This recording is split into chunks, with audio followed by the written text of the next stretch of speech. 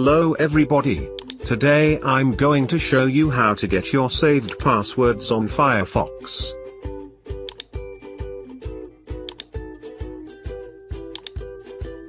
At the top right you can find a small box, click on it.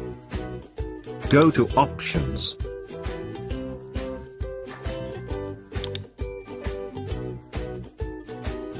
Now go to Privacy and Security.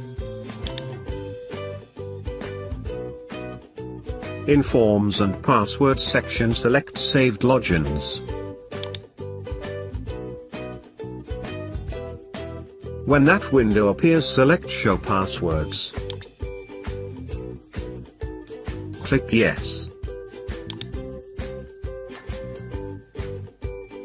Now a password section appears. You can see all of your passwords. By clicking right-click you can copy the URL of the site and their password and the username.